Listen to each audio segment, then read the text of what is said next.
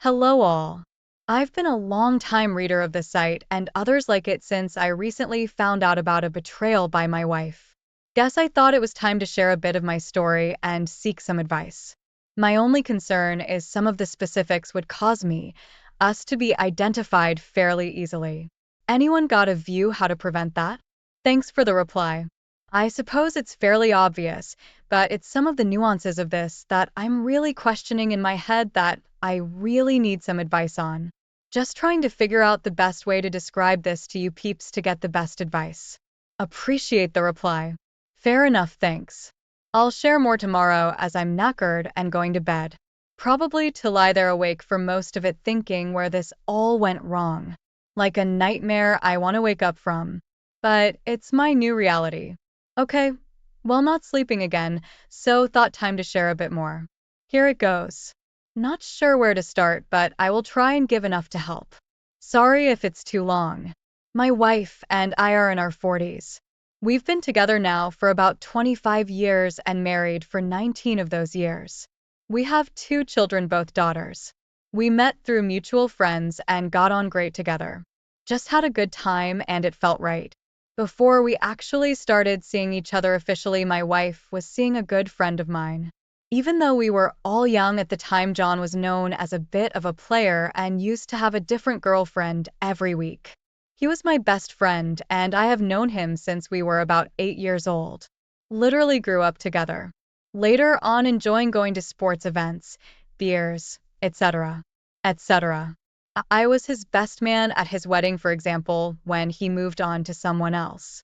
Sometime later, I started a relationship with my now wife, and we've been together ever since. My wife and I have fairly high moral standards and decided to wait until we were married before we hit Essex. So, we were each other's first in that respect and a lot of other respects. When we first got married, we were both skint, had fairly poorly paid jobs, but we didn't care. We just wanted to be together and decided to get hitched, and things would work out. Fast forward a few years, I rose up the corporate ladder. She also decided to retrain and got a good job working for herself, earning good money, so we are comfortable in terms of money, no worries there at all. We also had the children during this time, and all was going really well. I was working long hours, but the pay was good and I was providing for my little family, so happy to do it. The only downside of that was how little I actually saw them. My wife started working fewer hours as she was raising our children, but it didn't matter mostly, and it seemed the best approach. We've always got on well with John and his wife and their two children. In fact, our kids used to play together, and we'd go out as families for meals, holidays, etc. John and his wife were struggling in terms of their marriage, and the wife decided she'd had enough and they divorced. This was in 2019. John seemed cut up, but didn't actually ever try and persuade his wife to stop the divorce. In fact, his view was you have time to move on. Obviously, I cared about my friend's well-being, and he spent a fair bit of time at my house. We supported him through a very messy divorce. During the same time, my wife and I were still happy, although we were spending less and less time together. At the end of 2019 and into 2020, we would literally eat together, then watch TV in separate rooms, then go to bed. Not ideal, but I figured that's kind of normal for people married for nearly 20 years. Essex life was okay. Nothing great, but okay. Again, 19 years later, we're not exactly going to be going at it like bunnies, newlyweds anymore, right? I also started noticing her on her phone all of the time, and I mean all of the time, but she's big into social media, and it's not like I was sitting next to her anyway, so it didn't bother me too much. What did start to bother me was the way she was always using the phone at an angle, taking it everywhere with her.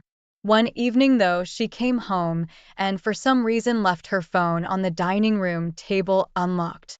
So I took a peek. What I saw in her messages nearly floored me, and I mean that genuinely. I started shaking and nearly keeled over, but I grabbed my own phone and took some pictures so I could read the messages properly later. They were messages from John, but the ones that floored me were from some other guy. Let's call him John too.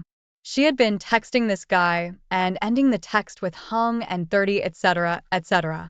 It also appeared to me he was supporting her emotionally in some way, calling her beautiful and trying to arrange to meet her. Her texts back to him were clearly friendly, over familiar, but she was making excuses not to meet, but promised to call him. I think he had bought her a present and wanted to give it to her, but she was making excuses not to meet him. However, it was enough for me that night to basically accuse her of having an affair with John too.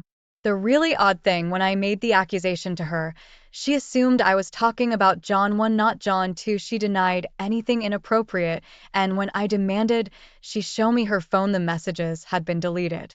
Of course, when I showed her the pictures I had, she then backtracked slightly but explained he had been bothering her and she was trying to nicely get rid of him, that they had met during her weekly exercise and they had started talking and exercising together, but nothing had happened and actually she was fed up with his attention now and was trying to make excuses not to talk to him anymore, change the park she exercised in, etc. They had never met outside of that. I asked what he was trying to give her and she said some flowers to cheer her up, but she said she didn't want them. I should also say here I think my wife is very body conscious and never been happy in a bikini, etc. Even though I've always thought she looks great, she has always been fairly insecure. Therefore, any thought she could have been intimate with anyone else was a million miles away in my thinking.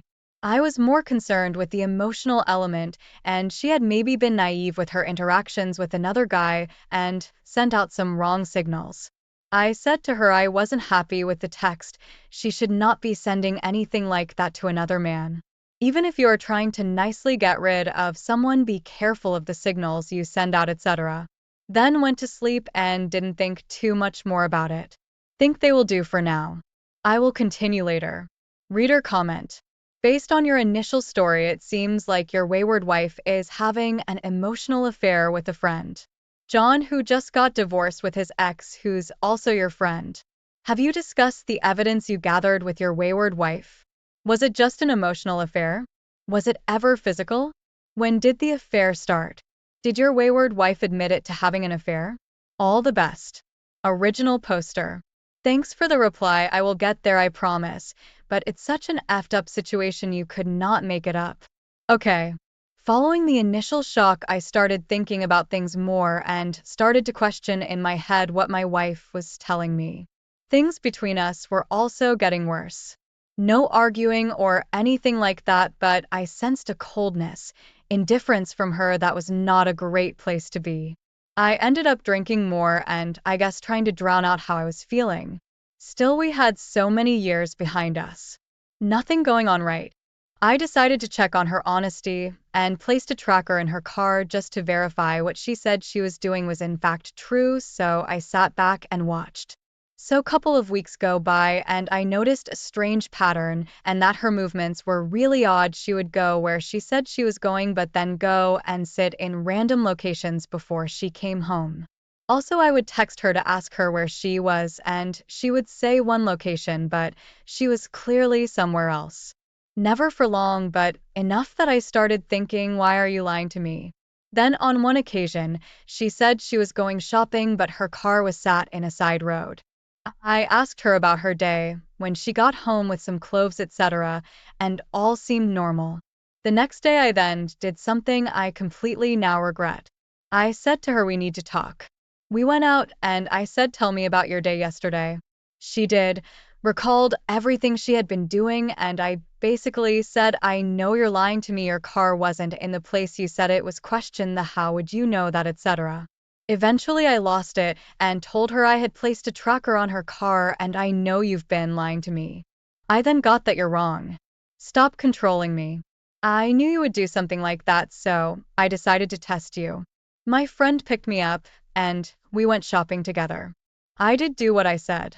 You clearly don't trust me and I think we should separate. So well, I was like, where did that come from? Slow down a bit and talk to me. She then proceeded to give me the whole Illy Binoy bit. She's been deeply unhappy for years, and if it hadn't been for COVID, she would have left. Obviously, I was totally floored and started to scramble to save my marriage. I should also say at this point the tracker battery died, and she started to hide her car key from me as she was concerned. I would get another one, and she couldn't stand being watched. Also, at the same time, I started to look for how to save your marriage type sites and looked, and started reading forums on TAM. I read various stories from others and started thinking, hold on a minute, this happened. That happened. Surely she's not having an affair, not my wife, must be wrong. But the more I looked, the more I started thinking this must be happening, and somehow I missed it. I also got annoyed at myself for admitting the tracker was on the car. Some of the advice on there focused around changing yourself, so I started to get fit, more active, drink less, etc. etc. etc. Also, I asked for more time, and we could put whatever the issues were right, not to leave without giving it a chance. She agreed, but I found out she was miles ahead of me. Had talked to her parents about how unhappy she was. Had talked to a lawyer, etc. etc. I was feeling totally defeated and just could not believe what I was hearing, but thought I will continue with my self-improvements anyway as I was feeling loads better in myself, and I honestly thought at this point she was going, so I needed to prepare. I also spoke to a lawyer about my options. So one of the things I assumed was if anyone, it would be John too. So I spoke to my good mate John 1 and asked his advice. What he said made me wince. He just said, speaking from experience himself, if it's time to go, just go. Start again. Don't bother trying to fix something if she wants out, to let her. That's what I did, and I'm loads happier. Everyone else I shared issues with gave great advice on how to save the marriage. I just thought to myself, well, he is the only person I talked to who has divorced himself, so I suppose he has a different perspective. A couple of months go by. I am working from home now due to the pandemic, spending more time with family and trying to be a good dad, etc. We are doing loads of stuff together as a family, and eventually my wife said, you know what, the New York great, I want to work on us. This was slightly out of the blue, but also great news to me as I couldn't bear the thought of splitting my family up. I loved her and my kids. I did remember, though, that I had to watch actions, and this is where I started thinking, what's going on here? Nothing is changing. She's still cold and different, even though she says she wants to work on us. It was like she was stalling and waiting for something else. I then decided I was a poor pie, so I hired one. He was great, good suggestions, said, do I really want to know, etc. But I said the not knowing was worse. He started on a plan to follow my wife discreetly and report back. So, a couple of operations and in nothing. I'm thinking, okay, that's good. Then, eventually, one weekend morning, he was watching her, and she met John 1 at a fairly secluded location. He said he couldn't get close, but all they did was talk and walk. Now, keep in mind we were in lockdown, so this should not have happened. Learning from before, I decided not to confront too early and suggested to my pie to keep going. I did wonder if the meeting had been accidental, but he said no definite meet at a specific time, place, etc.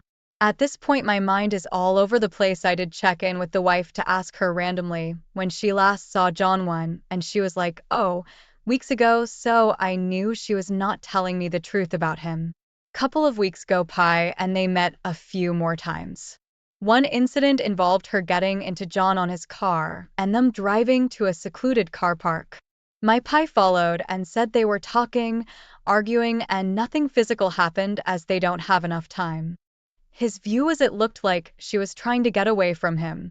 He certainly couldn't say for certain they were having an affair, but of course he did say the obvious, why doesn't she pick up the phone if she wants to talk? Maybe they have had something at some point, and she's trying to break it off. So I am now convinced if anyone, it's got to be him. I decide I've seen enough, and I will confront. To be honest, my health was good, but my sleeping at this point is shocking. I've moved from desperate to save marriage to who is this person I am living with. Maybe it is time to move on. Can't trust her anymore, etc. So divorced, AY1 approaches, and I start with the whole. When did you last see John 1? I gave the response weeks ago, etc. Then I say, okay, I know you're lying, only the truth from now on, or I divorce you myself. She's slightly nervous now, starting to moan about a few things and asking why I want to know. Not your concern who I speak to. I am allowed friends, etc. Still denying everything. I present some evidence that I know they have met. Then she confessed. Okay, yes, I met him once. Then I said, you've met him more than once, and I know what you have been up to. Silence. Then he's helping me. He's been setting me up so I could divorce you. I didn't know who else to ask for help. I've met him a couple of times to sort out how I could manage on my own. No, I don't want to be with him. He is helping me as a friend, that's all. She also shared some things with me that I can't write here that made me believe her. She then said something about that was then, it's different now, I wanted to be here with you. I know he wanted to be with me, but I never wanted to be with him. I just used the fact he wanted to be with me so he would help me out with practical arrangements if I left you. Led him to believe they had a future together if he helped her out. I must admit at this point I was like, sorry, but men don't do anything like this for free. What has been going on really? You must have done something. She's then like, you know how I am about my body. You are the only one who has seen me, I promise you. She was adamant nothing physical other than holding hands had happened. She then said, I totally changed my mind. Recently it's been great and I want to stay. Work on us and really make a go of it. I totally regret lying to you about meeting him. The next couple of weeks were amazing. Actions by the plenty, if you know what I mean. She couldn't do enough for me. Felt like we were newlywed, etc. There is more to come. Read her comment. Sounds like your wife's AP doesn't want her full-time and she doesn't want to be alone. So you're her plan B and she's sticking around. For now. Original poster. I have to say that is one POV I hadn't considered. The alone bit, you are spot on, but it may help if I continue the story, and this is where you will all probably say WEF, move on already, and I kinda get that. Here goes. So great couple of weeks. We're back to better than normal. All good. Or so I think. Completely out of the blue, I am contacted by Jon Snow's ex-wife. She sends an extremely blunt to the point text to me saying, Jon, one and your wife have been having an affair since 2017. You should get tested for STDs, etc. As he was not the first affair your wife has had. So I'm like, WEF is going on now. Ring her up and she's told me Jon one has grown a conscience and admitted to her he had an affair with my wife while they were married prior to their divorce. He also stated some details of how it started. He claims my wife was having an affair with Jon too, that she thought she had caught some STD and panicked. She couldn't talk to me about it, so decides to go to Jon one for help. Like a KISA, he comes to her aid and sees her into the clinic and helps her out. They then, unbelievably, start their own affair. This goes on for the best part of 3 years. Yep, 3 effing years. Right under my nose. I had no clue this was even happening until I started looking after the messages I saw on her phone and got suspicious. But even then, 3 years. So again my world ends. I have no reason not to believe what I am hearing. Why would she lie? Roll on divorce day 2. Kids are out. So I confront my wife about this new information. It takes about 5 hours total. But she eventually admits to sleeping with Jon 1 and Jon 2. She says it started with Jon 2, then she confided with Jon 1 her concerns in reference to STD. He took advance and basically threatened to tell me if she didn't continue with him. She was, I quote, his slave. Now I was in complete shock. The perfect moral wife with body issues was sitting there sobbing her heart out. I basically said to her, we're done. I cannot believe anything you say anymore. Get your lawyer ready. After much pleading from her, I said maybe we could see if we can move past it. Way too early to make that decision, I know now. Obviously she's over the moon and says she'll do anything I want to make it right. Still in complete shock, she then went to see her mom and dad and confessed all to them, and I sat there saying I would try and work it out with their daughter. She also told a number of family and friends what a fool she had been. She seems to be showing full remorse and is trying to work hard on us. Part of the issue for me was the utter anger I had for John 1. I had known him as a friend for 30 years. How could he do this to me? Oddly, I was looking past my wife at this time. All I felt was total sadness and pity for her. Not anger. I felt she was a victim. Now as time has moved on, I'm now in. Hold on, she made the commitment to me, not him. I married her, not him, so my anger towards her is building at a very quick rate. Also, the slave image and what that would entail is just awful to contemplate. I am also struggling with the plan B bit. She says after John 2, she knew she had destroyed our marriage, therefore, she never saw me as an option. She couldn't come clean and tried to make a go of it with John 1. Then decided she wanted out, and that's why he basically threw her under the bus, as she wasn't cooperating anymore. That's what the pie saw them doing. Arguing together with him, threatening to spill all if she left. Part of me thinks he just grew bored of her, moved on, and thought may as well destroy their lives while I'm here. Great friend. The weeks pass, and we're struggling with some kind of half-asses reconciliation. I'm swinging daily between honoring her and booting her out. She is trying and answering all questions I have, even though she basically doesn't want to talk about it if she can avoid it. A massive issue here are our children, who don't really know the whole story and would be devastated by divorce and obviously the fear of having to start again, etc. etc. I've spent my whole adult life with this woman and feel I should try and give it a go before I pull the trigger. And am I being a complete and utter fool here? It's one thing to think what you will do in this situation, but another to actually be here. It's all just so messed up. Oh, and one other thing, the P.O.S.O.M. John and tried to contact my wife. She shared with me his note basically asking if they could see each other and work it out. Like W.T.A.F. again. She showed me, and it proved to me she hasn't been in contact with him before the note.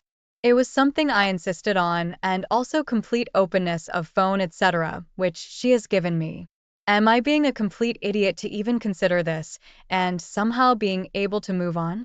I obviously don't trust her in some way I did before, and am also wondering if I should ask my P.O.S.O.M. to get back on it just in case. I've said I can't and won't do this again. It's been unbelievably hard already. Sorry for the long post. Not 100% sure yet how to respond to specific posts, but to answer, I'm surprised you didn't realize early on that John 1 was not your friend and you asked him for advice.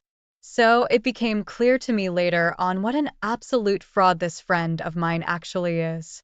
When I talked to him, I did so thinking I am fairly sure it's you, but I wanted to hear what he had to say, especially about the John 2 text. Of course, at that time I didn't have the full picture, but had started to not trust him, and then what he said confirmed for me it was very likely him. I actually thought it may be a surprise for him to know she had been texting someone else, but he obviously already knew that. I just couldn't prove anything and didn't want to confront without evidence. Thanks all so far. It's really difficult to read some of these comments, but I know deep down it's the truth. It's different when you know the person they concern rather than reading a stranger's post.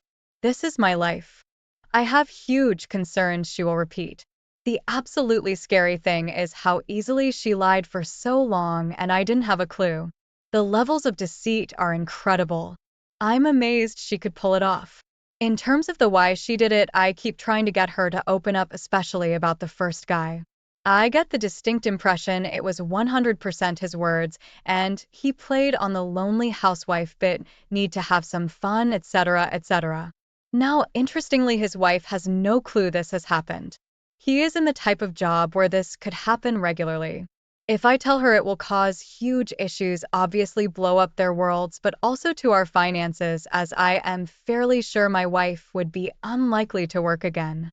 I know I should, but it would be crushing in any divorce, as she couldn't work anymore. She says I know it all now. There's nothing else to say. She carried on with John 1 under duress, so tried to make a go of it. She slips a few comments out every now and again, though, which make me think doesn't sound like duress to me. I also think I am definitely her plan B. I'm not feeling loved in the way I used to, and I know she's capable, as I've been with her long enough to know the difference. It's like I'm a chore to keep happy. I've asked her where her head's at, and she keeps saying give it time. But if I'm honest, I feel like the last 3 years have been wasted, and I keep feeling if I'm going to restart, the sooner the better. But it's a massive step, and if I do decide to go, then I think I need to be 100% committed to that direction. What a mess. So I'm trying to reply to these posts, but struggling, if I'm honest, with how to get specific parts.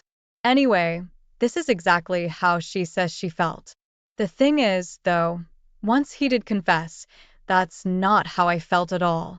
It took him a long time to trust that I really wanted to wreck Inc., since you two were each other's first and had saved yourselves for marriage.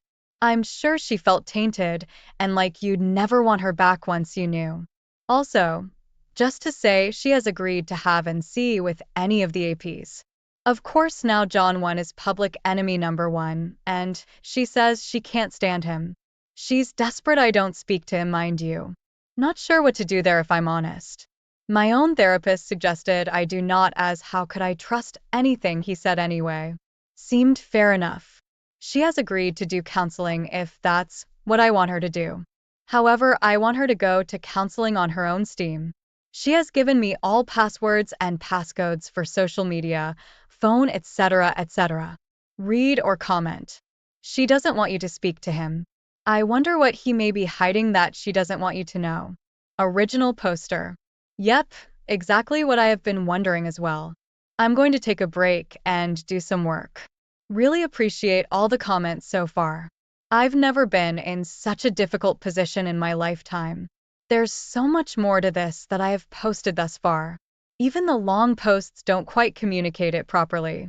But I've already been given lots to think about. Thanks. So that's one of the things that's annoyed me the most.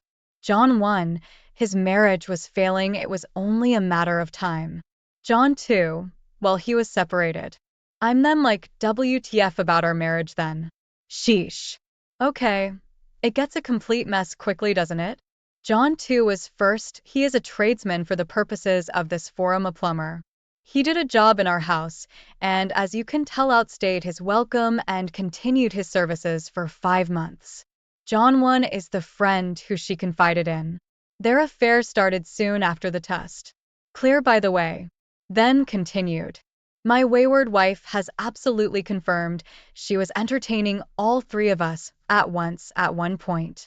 Yep, incredible, eh? I should say J1 and J2 knew about each other. But she eventually broke off with J2, as J1 is the jealous type. You couldn't make this up, could you? As for J1, why, she wanted to apologize, but the OBS wants nothing to do with my wayward wife ever again. Oh, and Normie, which I felt a tad harsh. But up to her. Thanks all for the replies and suggestions.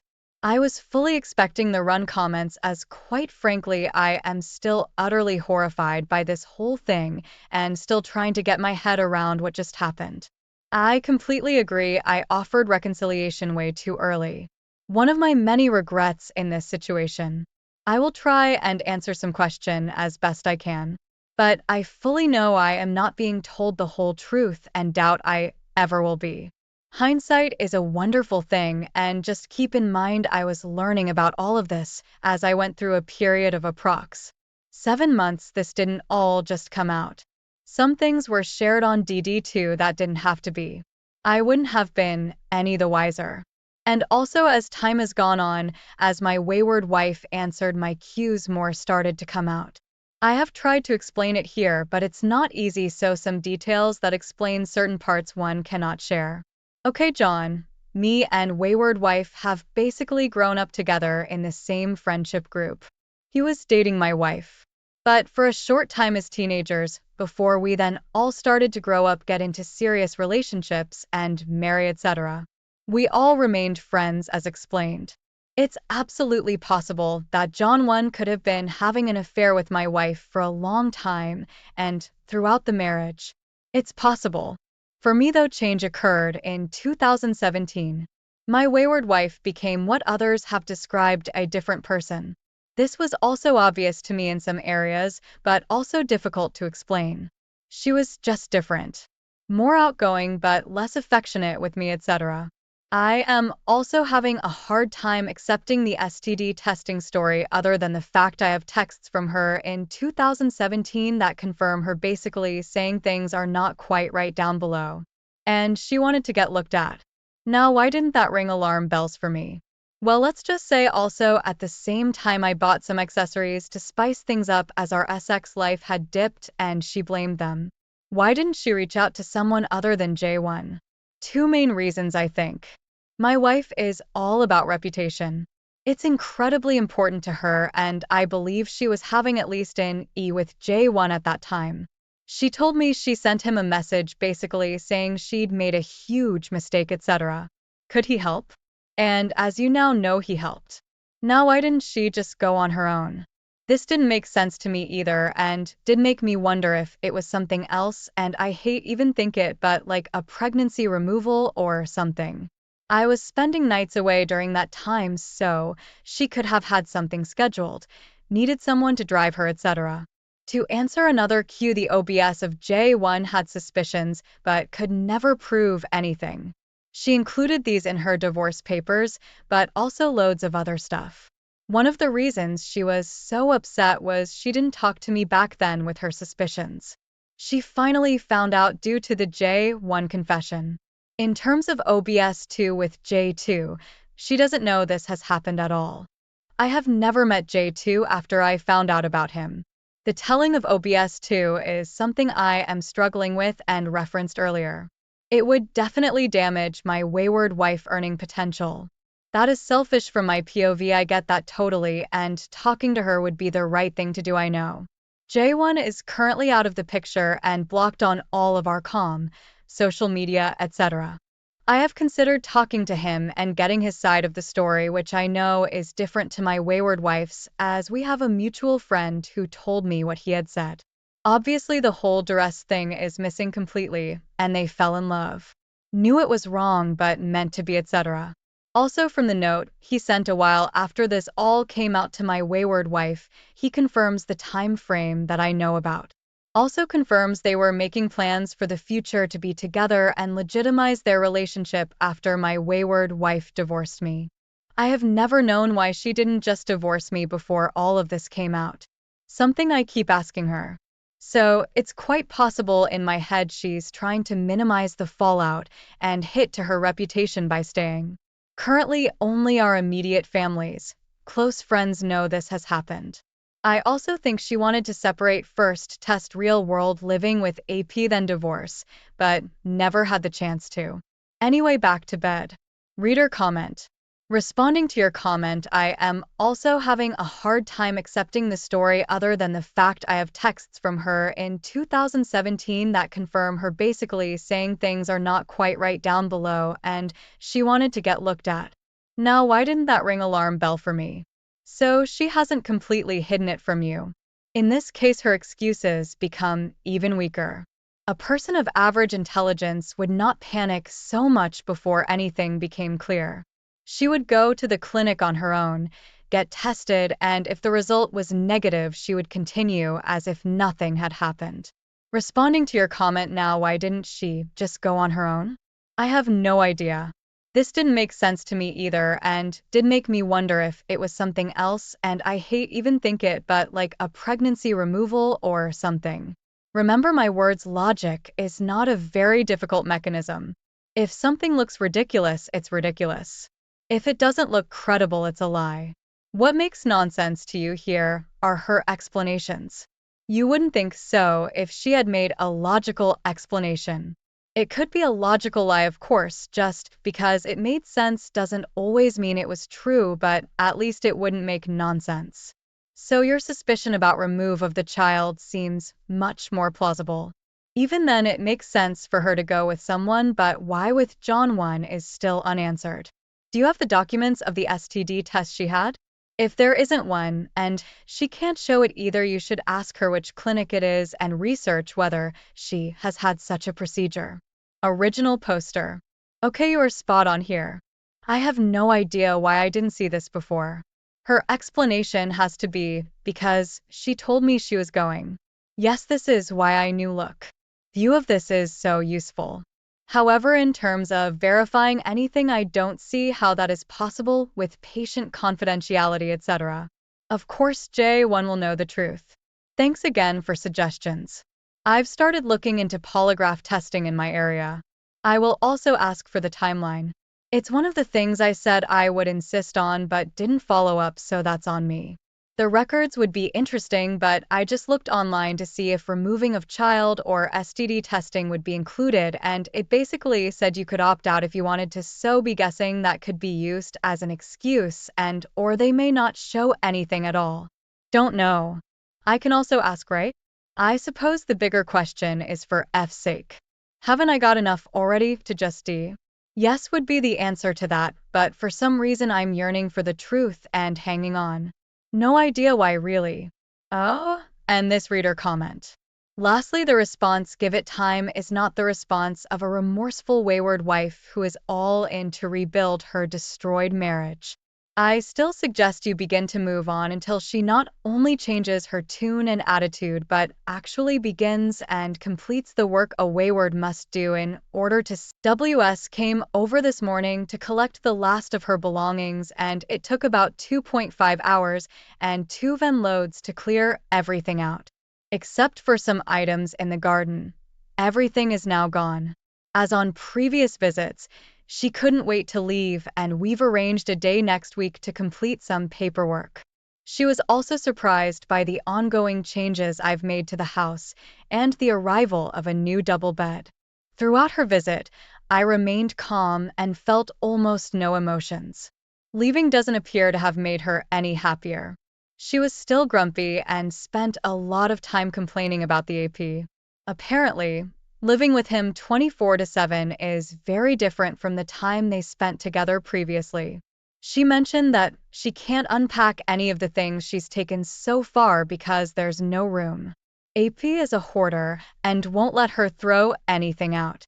She also mentioned that everything is done on his time.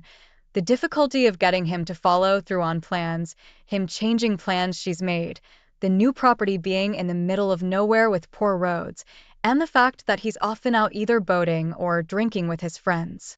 These are all things we knew about before she left because they're part of his personality, and I had asked if she felt she could live with someone like that. She had said she could.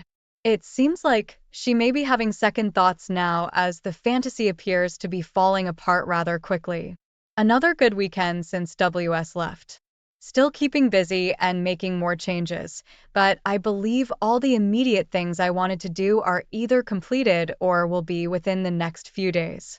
Now, I'm thinking about decorating and changing the color of some of the rooms, starting with the gym, most likely. Before she left, I felt overwhelmed by the responsibility of running the house on my own, and I felt burdened by possessions.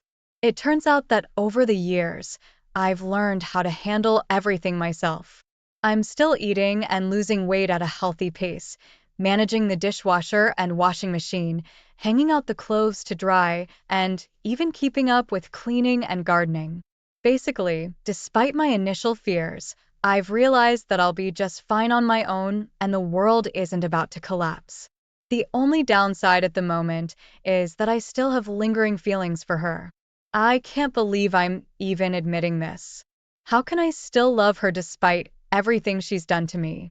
I'm certain that time will help me heal, but for now, it's unpleasant and I'm attributing it to temporary insanity. I understand that there will be both good and bad days, and after experiencing mostly good days since WS left, today has been one of the bad days.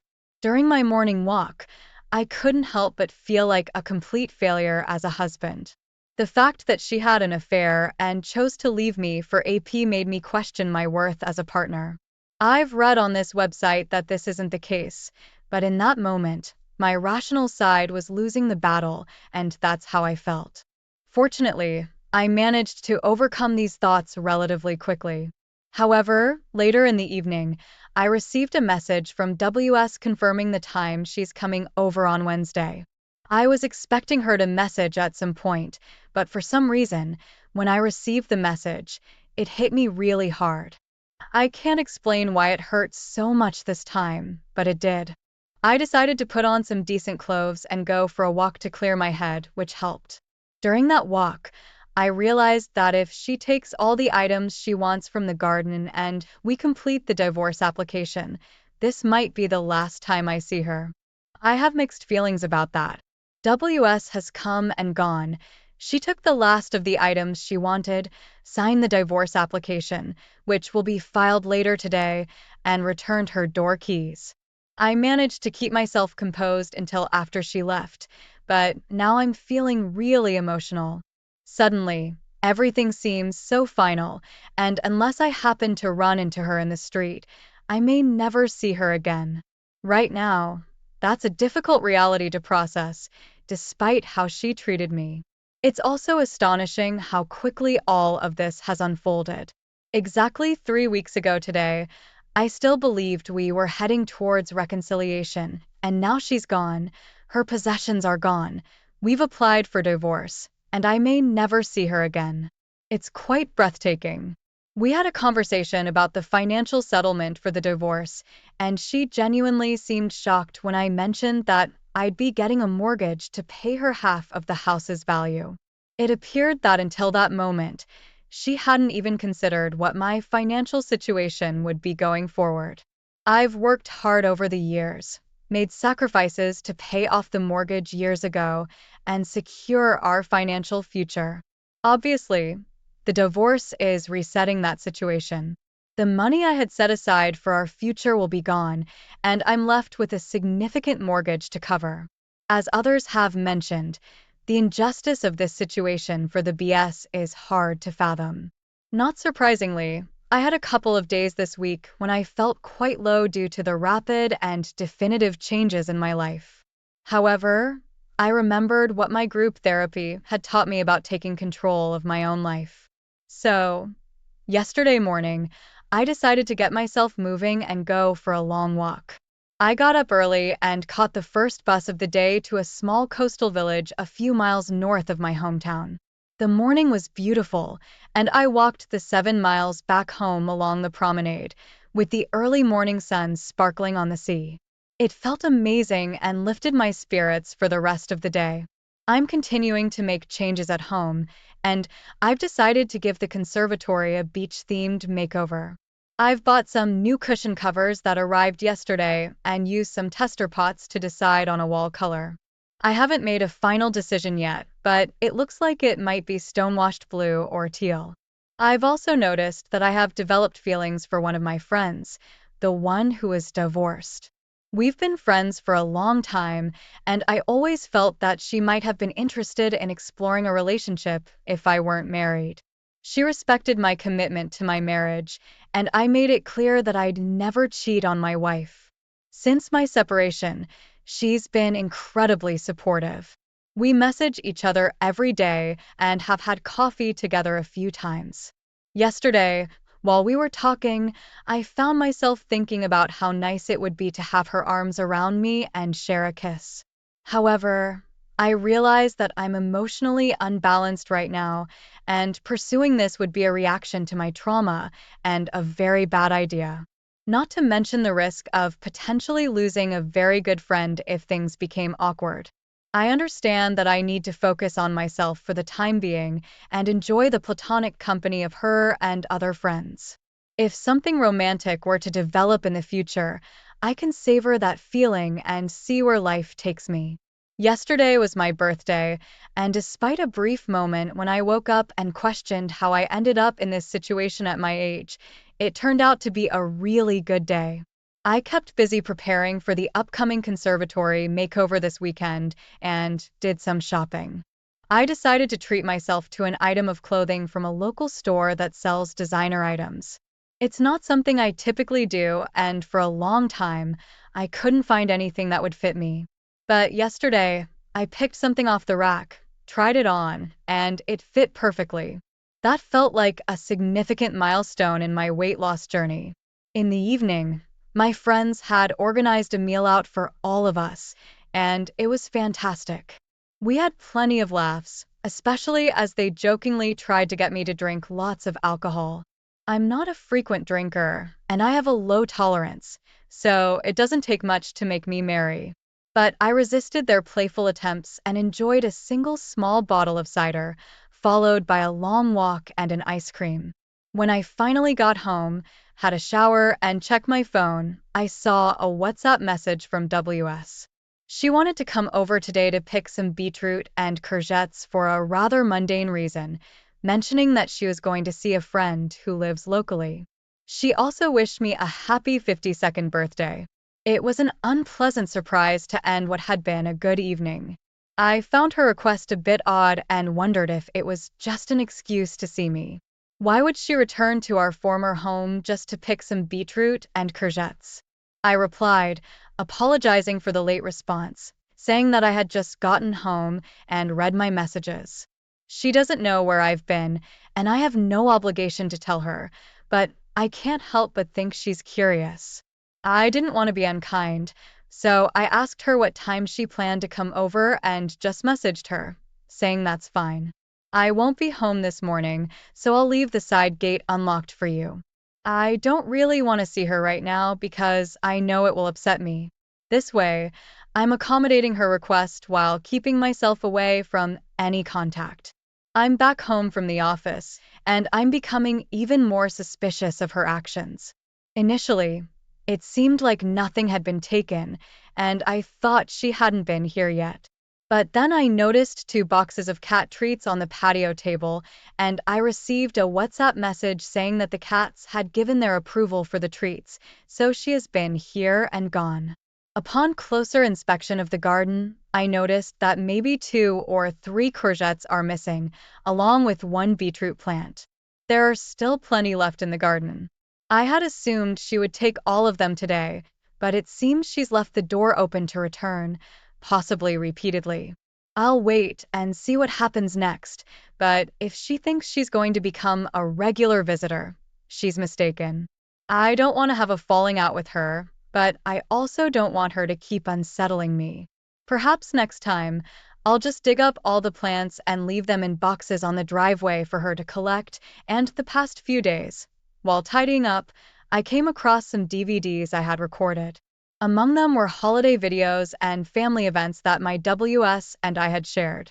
I decided to watch them, expecting it to be painful as it had been when going through photos. Surprisingly, it wasn't as painful as I thought. Watching those videos reminded me that my WS used to be a lot of fun, and we did have good times together. It made me wonder where that person had gone because, in recent years, she hadn't been much fun at all. In fact, quite the opposite. It felt good to reminisce about those fun times, especially her karaoke performance at my mother's birthday party.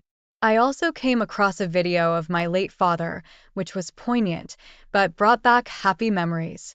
It's been over a week of no contact from my WS, so I hope she received the message I sent last week when I made sure not to be at home during her visit, indicating that I need space from her right now. In the meantime, I'm spending time with friends, including a recent cinema trip with a male work colleague, and enjoying the company of my female divorced friend. We're keeping things light and easy with some mild flirting and joking around. It's fun and enjoyable, and I'm not rushing anything but simply savoring the lighthearted nature of our friendship. I went a bit off topic, but I wanted to share some of the watches I own. For my promotion, I got a Christopher Ward C60 Atoll 300 in blue with a stunning dial. I also recently picked up the C60 Pro 300 bronze with a vintage leather strap, adding to my collection, which already included the Christopher Ward C60 Sapphire Black, known for its see-through dial. Aside from those, I have a Luminox Navy Seal, a Seiko limited edition Prospect Solar Black Series, and a G-Shock. In my more expensive watch collection, I own an Omega Seamaster, a TAG Heuer Aqua Racer, and a Bremont MBI. If you're not familiar with Bremont, I recommend looking it up online. The engineering behind their watches is impressive. As for my STB XWW, she had a Rolex and a Longhans. I have a question for those with more experience here about telling my STB XWW about spending time with a female friend. My friend wants to improve her health, so we've agreed to be walking buddies from next week to keep her motivated. Living in a small town, it's likely that people who know my STB XWW will see us and mention it to her. Eventually, this friendship might turn into a relationship, and again, someone might see us together, possibly holding hands or being affectionate. What's the recommended approach regarding telling my STB XWW? Should I inform her to hear it from me, or should I maintain no contact and let her find out from others? On a different note, I've been able to purchase two new watches recently due to the money I'm saving since she moved out. My council tax has been discounted since I'm the only adult in the house, my utility costs have decreased, and the main saving is the money I use to transfer to her account. Since she hasn't worked due to COVID, I used to pay for her holidays and provide her with £500 each month for day-to-day spending. Now, her account must be running low, or perhaps AP is covering these expenses and contributing to her account. My STB XWW visited the house this morning to collect beetroot and weed killer.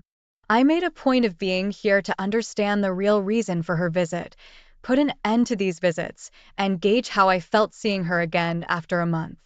She wouldn't admit any other reason for her visit, but shared many unrelated details about her life as if she just wanted to talk.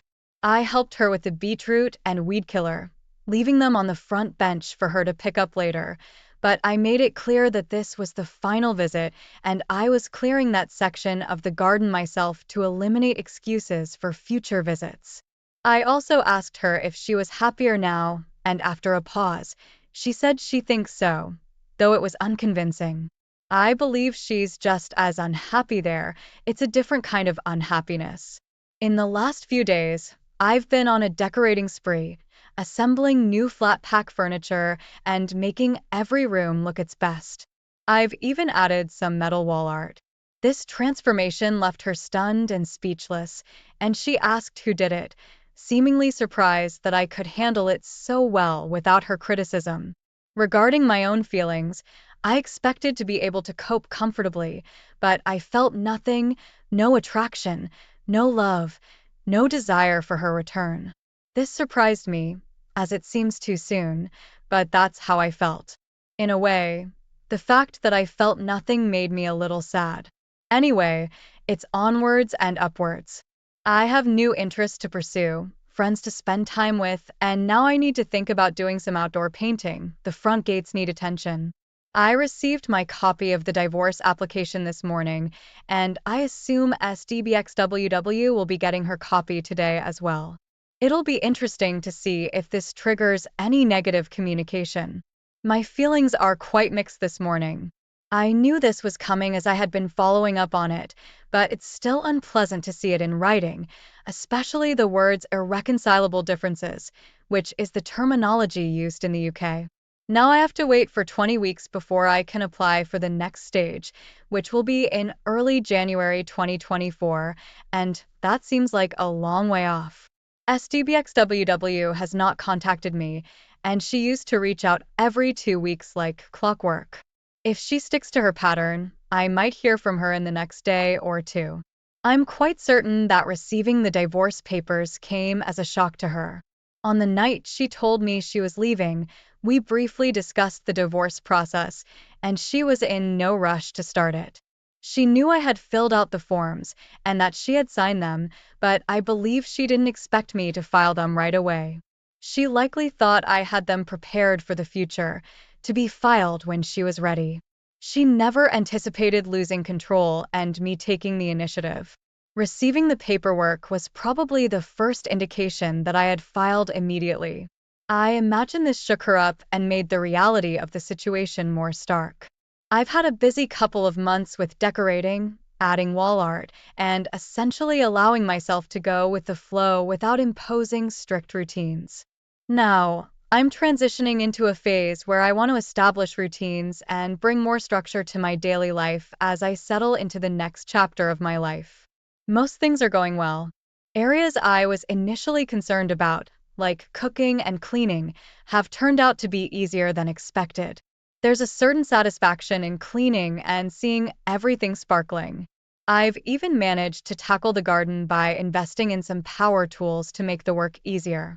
The one area where I'm still struggling is the absence of physical contact.